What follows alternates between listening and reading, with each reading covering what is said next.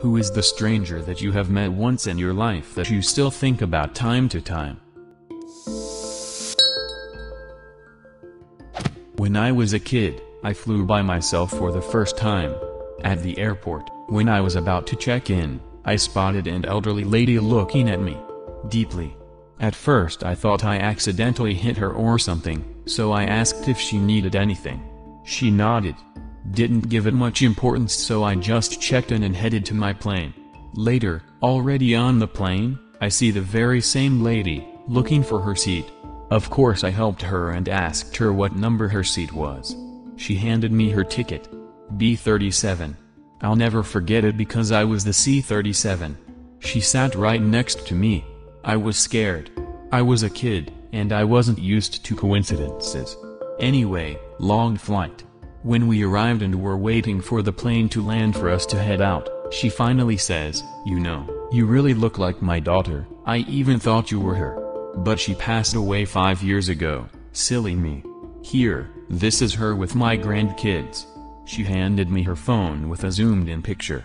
I was paralyzed when I saw her. She looked exactly like me. But she was 28 and I was 10. I couldn't even talk. Now that I am older, every time I look in the mirror for my birthday, I remember that lady and the picture. I am a living photo of her daughter. Every year that goes by is a year that I look more like that woman in the picture.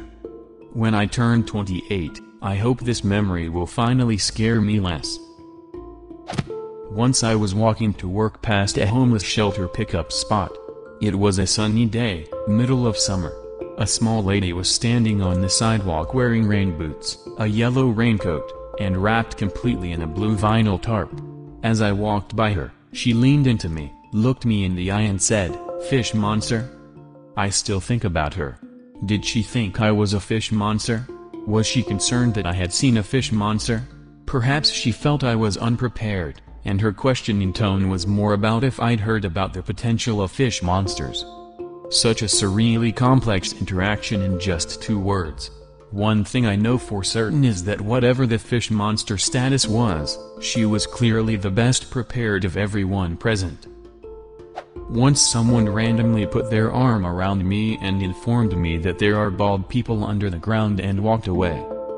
Bald people on the subway? I met my husband's doppelganger once. The man looked exactly like my husband. I was with someone at the hospital waiting for their medical transport to pick us up and I saw who I thought was my husband across the street. My husband was supposed to be at work, so I was confused. I called out to him but he didn't respond. My patient and I walked over to him but I stopped short a few feet away because I started to realize maybe it wasn't actually him. His clothes were different and this man was assisting someone in caregiving type role. My husband absolutely would not do that. The guy noticed me staring at him and so I explained why and even showed him a picture of my husband. He swore that was a picture of him and this was all some practical joke. I had to show him pictures of my husband and I together for him to realize the pictures were not of him. This man could have been his identical twin. I often think of that encounter and how insane it was. I also think of the astronomical chances that not only did my husband have a doppelganger but that we lived in the same city for a while and I happened to cross paths with him. I was doing last-minute shopping with my son for my husband on Father's Day.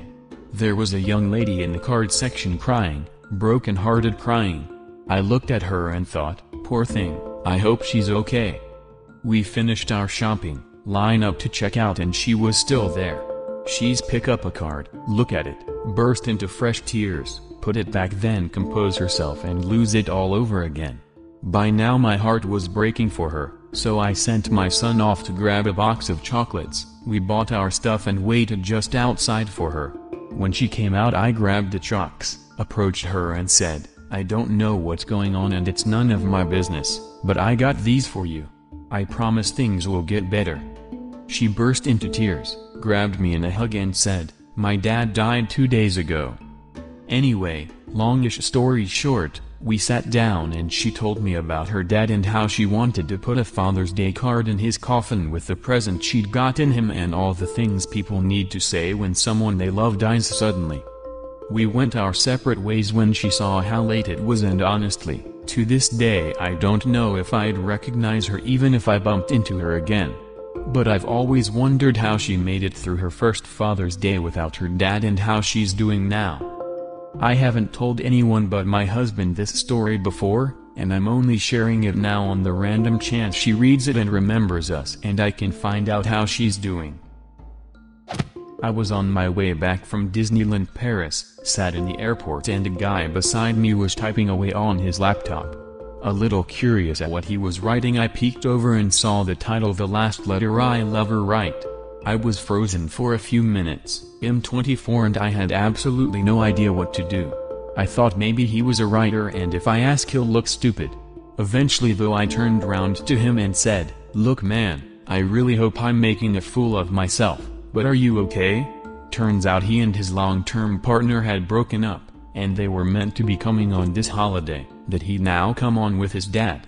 He blamed himself, and he'd been going to therapy for a while to get out of a pretty dark place, but some days were better than others, and writing the letters was an exercise from his therapist. We chatted for a bit, about her, his dad, me, life in general.